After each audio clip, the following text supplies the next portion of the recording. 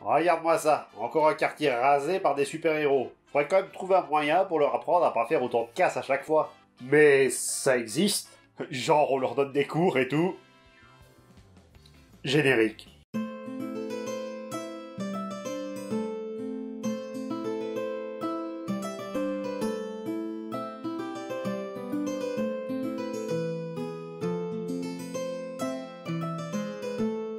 Salut à tous, est-ce que vous connaissez My Hero Academia? Le manga créé par Koei Horikoshi et qui trouve son origine en 2008. Wow, j'ai suivi le truc et c'est pas aussi vieux que ça. Ça date de 2014. Le manga date de 2014. Moi je parle des origines. Allez, on fait l'historique. Horikoshi est né en 1986 dans la préfecture de Aichi au Japon. En parallèle de ses études, il est assistant de Yasuki Tanaka, un autre mangaka qui va lui apprendre les ficelles du métier. Surtout quand il a découvert que ses études à l'université, ça allait pas tellement l'aider à faire le métier de ses rêves. En 2007, il se fait remarquer et gagne un concours pour être publié dans le Shonen Jump, avec son manga One Shot, Tenko, l'histoire d'un orphelin durant le Japon féodal qui veut détruire toutes les épées. Mais Horikoshi, il a une autre passion qui n'a pas grand chose à voir avec le Japon, et cette passion, c'est...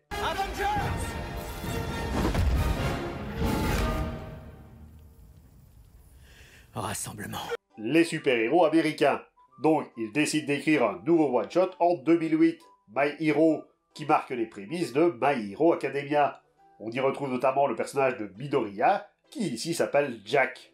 Jack. Et dans cette version, c'est un employé d'une boîte qui vend du matériel pour super-héros, et qui rêve d'en devenir un lui-même, malgré le fait qu'il n'ait aucun pouvoir. Et il doit affronter des monstres aberrants. Aberrants, c'est leur nom. Donc on est bien dans les origines, mais on sent qu'on est encore dans un brouillon. Et après avoir fait Crazy Zoo et Barrage, respectivement en 2010 et 2012, il refonde l'univers de My Hero, il rajeunit son héros pour en faire un lycéen, et la compagnie pour laquelle il bosse devient le lycée UA. Et c'est quoi le lycée UA? Tu fais bien de poser la question parce que c'est justement le sujet de la vidéo. Avant de parler de cette école, ce serait bien de préciser qu'est-ce que c'est que l'univers de My Hero Academia. Eh bien, pour ça, on va devoir retourner dans un passé plus ou moins lointain, parce que c'est jamais indiqué quand exactement. En Chine, dans la ville de Queen.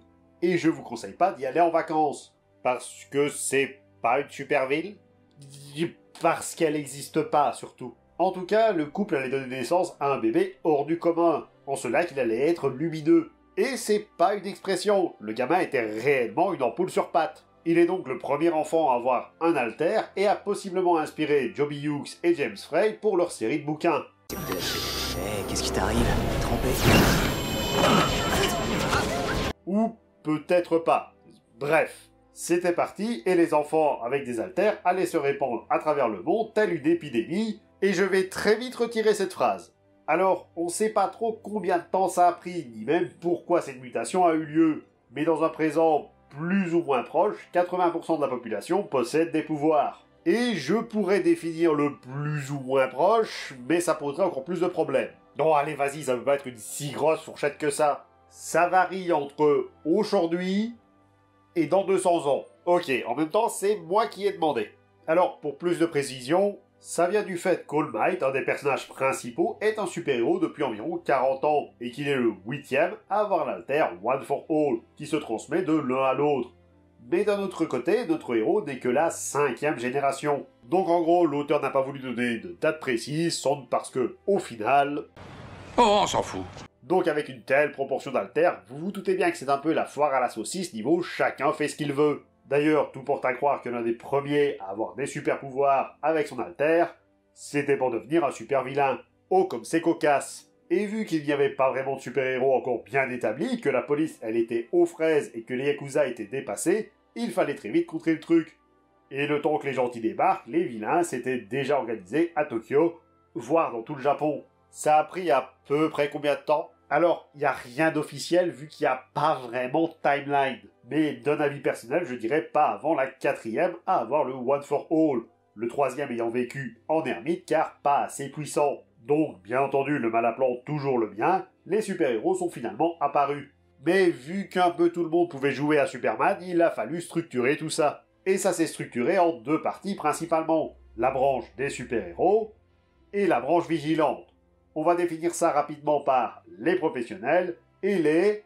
Sérieux les gars, on sent que vous voulez aider, mais ce serait mieux si vous laissiez faire les pros quand même. Donc, plus en détail, comment ça marche tout ce bousin? Eh ben, les super-héros sont classés en agences qui dirigent chacune, grosso modo, un quartier de la ville.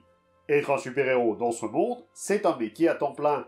D'ailleurs, il n'y a pas tellement d'identité secrète. C'est plus pour le style qu'ils se donnent un surnom héroïque et un costume. À quelques exceptions près, je vous vois venir. Les agences peuvent avoir des tailles différentes et un nombre de héros variable selon le quartier et la popularité. Parce que oui, être un super-héros, c'est aussi faire partie d'un classement. Alors, le classement, il est techniquement national, mais quand on y regarde de plus près, c'est quand même du bol qu'ils vivent tous à Tokyo. Donc, les petites agences sont dans de minuscules bureaux, et les plus prestigieuses ont carrément des buildings. Et le numéro 1 dans tout ça? Le numéro 1, il s'en carre un peu. All Might, parce que c'est lui, il a bel et bien une agence, mais on l'a jamais vu, et visiblement, il n'y avait pas grand monde qui bossait dedans. Les super-héros ont 3 missions, sauvetage, évacuation et baston. On a donc à la fois des agences spécialisées dans un seul domaine, et d'autres qui font les 3. Lorsqu'un incident survient, les autorités font appel aux agences du secteur, lesquelles font leur tambouille, avant de devoir remettre un rapport aux autorités. De là, un organisme définit combien ils seront payés pour leur service. Les héros doivent également patrouiller dans les rues, même si c'est souvent plus pour rassurer les foules que pour réellement arrêter les méchants. Y a pas grand monde qui ose piquer le sac à mémé quand le policier risque de se trouver juste à côté. Merde, tu t'énervais pas. Attends, fais-moi ça. Oui.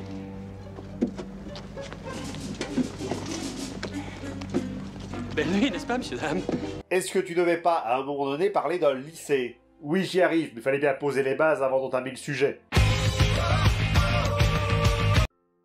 Parce que qui dit métier de super-héros dit forcément école de super-héros. Il en existe plusieurs à travers les différents pays. Il y en aurait par exemple 5 ou 6 rien que du côté de Tokyo, selon le canon qu'on utilise. On a le lycée Ketsubutsu, le lycée Seijin, où ils sont tous habillés en ninja, parce que pourquoi pas, l'académie Seihai, qui semble être une école pour filles, le lycée Isamu, et les deux plus importantes, l'une à l'est, l'autre à l'ouest, le lycée Shiketsu et le lycée Yuei. Ok, pourquoi est-ce que le lycée Yuei, il a les lettres U et A partout? Parce qu'en réalité, c'est son nom. U.A.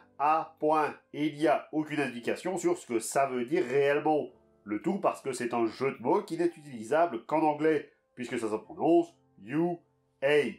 Et le jeu de mots c'est qu'à l'envers, et You, ça veut dire héros. Alors, on a peu, voire pratiquement aucune info sur comment fonctionnent les différents lycées. Pour autant qu'on le sache, ils fonctionnent tous plus ou moins pareil, donc on va faire comme si, et on va s'attarder sur celui qu'on suit principalement, UA. Les études dans le lycée UA sont divisées en 4 branches distinctes, chacune divisée en plusieurs classes d'une vingtaine d'élèves. En dernier, parce qu'on va commencer par l'ordre décroissant, celle de la gestion. On va vite passer dessus parce qu'on a vraiment très peu d'infos sur elle. Elle est à peine citée, et sans doute celle des 4 qui demande le moins d'altères spécifiques.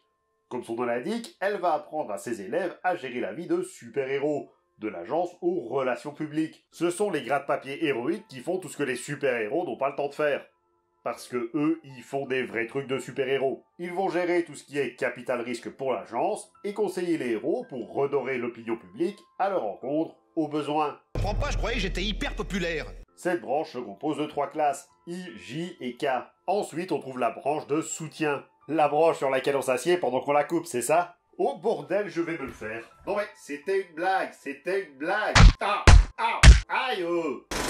Donc, la branche de soutien. C'est celle qui va créer les gadgets pour les super-héros. Parce que parfois, les pouvoirs, ils ne sont pas assez puissants ou ils sont difficilement contrôlables. Et c'est là que les fabricants de gadgets entrent en scène, pour proposer toutes sortes d'équipements pour pallier à ses besoins. Encore une fois, c'est une branche qui n'a pas tellement besoin de pouvoirs spécifiques, mais plutôt d'une bonne dose de créativité. Après, être technopathe, ça devrait considérablement aider malgré tout. On y trouve les classes F, G et H. Ensuite vient la branche générale. Alors, on va faire simple, c'est ceux qui voulaient devenir des super-héros et qui se sont foirés. Donc, on les a relayés dans les classes C, D et E. Pourquoi les garder puisque de toute façon ils se sont plantés? C'est pas plus simple de les envoyer dans une autre école? Parce que cette décision, elle n'est pas irrévocable. S'ils ont passé l'examen, c'est qu'à la base, ils ont un potentiel. Donc, l'école préfère les garder sous la main, au cas où leur note leur permettrait d'aller dans la branche héroïque par la suite. Mais le lycée UI est aussi reconnu pour son enseignement, au-delà de ses cours d'héroïsme. Donc, sortir par la petite porte de UI, c'est toujours mieux que de sortir par la grande porte de n'importe quelle autre école. Et enfin, je l'ai spoilé tout à l'heure, la branche héroïque, les classes A et B, où on apprend à devenir un super-héros. Mais si tu passes cette porte, tu deviens un Avenger. Ce sont les deux classes les plus importantes, mais également celles qui sont un peu particulières dans leurs horaires. On va y revenir, parce que d'abord il y a une question que vous devriez vous poser, à savoir comment est-ce qu'on entre dans une classe de super-héros, ou comment est-ce qu'on est recalé pour aller dans la classe des seconds couteaux. Et bien pour ça il y a un examen d'entrée. Un examen qui est très particulier dans cet univers. Pourquoi est-ce qu'il est particulier? Le but est de détruire le plus de robots possible dans le temps imparti. Et ça colle assez bien avec les super-héros. Tu te souviens de ce que j'ai dit au début sur les 3 boulots de super-héros? Sauvetage, évacuation et baston?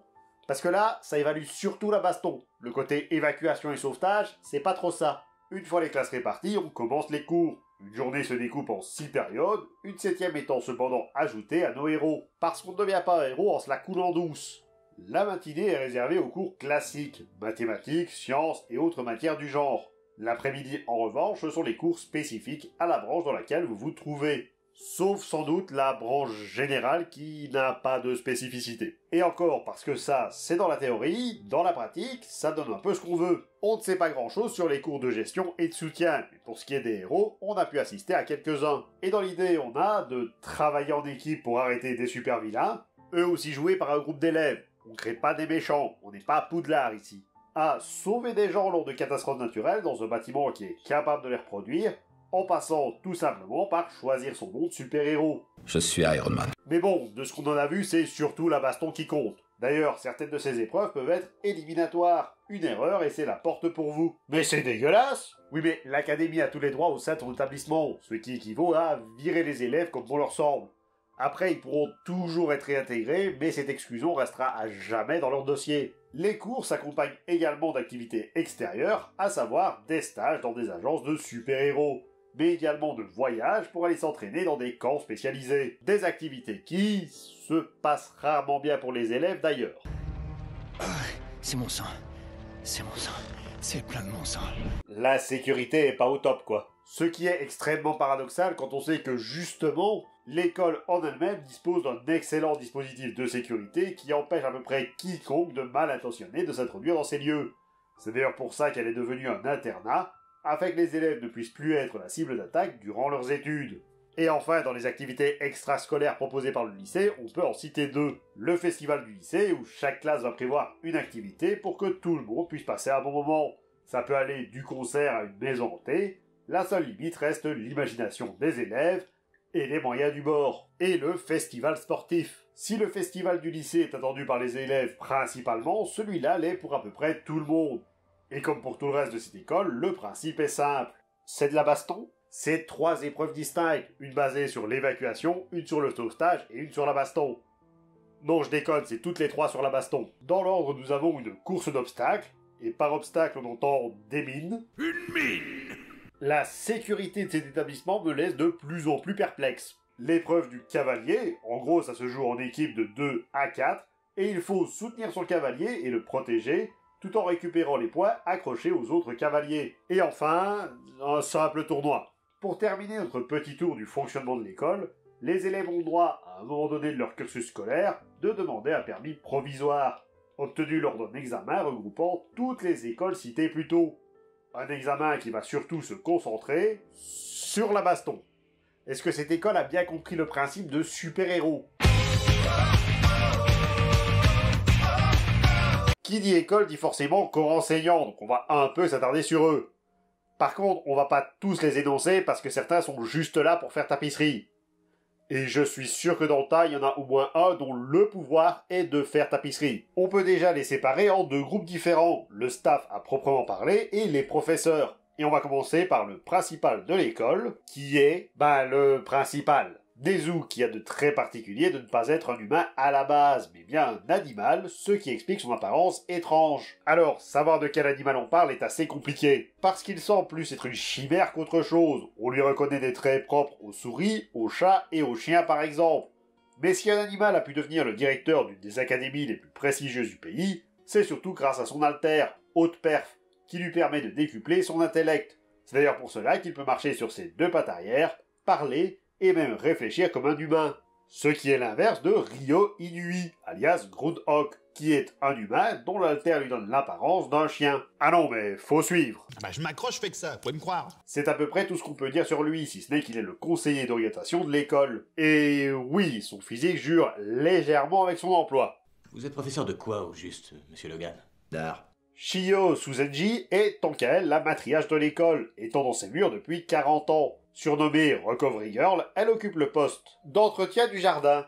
De quoi? J'en sais rien, mais quand on voit la gueule du conseiller d'orientation, ça me semble pas plus con qu'autre chose. D'infirmière. Ce qui est une place de choix puisque son alter, récupération, permet d'accélérer le processus naturel de guérison, pouvoir qui se déclenche de la même façon qu'une attaque de Liputu, avec un gros bisou bien baveux. Ce pouvoir a deux inconvénients majeurs malgré tout. Le premier, c'est qu'il puise dans l'énergie vitale du blessé, ce qui fait qu'il pourrait mourir si les soins sont trop importants. Ce qui, dans l'idée de sauver la personne, fonctionne moyen.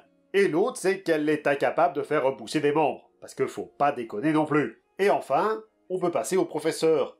Chaque classe de super-héros en devenir a un prof principal, désigné pour un peu tout ce qui est héroïque dans les grandes lignes. Eraserhead pour la première A, avec un pouvoir d'effacer les alters des gens d'un simple regard, ou Vladking pour la première B, qui lui peut contrôler son sang. Par contre, on ne sait pas s'ils sont profs de première année ou s'ils seront profs principaux de la classe durant toute sa scolarité. Snipe, un autre professeur héroïque, est tant qu'à lui reconnu pour s'occuper des troisièmes années. D'autres profs sont plus spécifiques aux actions héroïques. C'est le cas pour All Might par exemple, qui est plutôt là pour expliquer les fondements de l'héroïsme. Ou 13, qui s'occupe des cours de sauvetage et d'évacuation. Enfin, on en parle. Les cours plus généraux sont également donnés par des héros. On a ici le prof d'anglais, de mathématiques et de littérature moderne. Les autres branches ont également des profs spécifiques. C'est le cas pour le seul connu à ce jour, Power Loader, qui gère l'atelier de la branche soutien. Et je suis sûr que vous avez une question qui vous pend aux lèvres, telle la rosette du matin qui perle et je sais pas où je vais avec cette métaphore. Pourquoi diable les simples professeurs de cours normaux doivent également avoir des pouvoirs? Eh bien, c'est parce qu'on a besoin d'eux pour faire passer les examens de fin de semestre. Ah oui, comme les membres d'un jury, c'est ça? Non, pour faire la baston avec les élèves.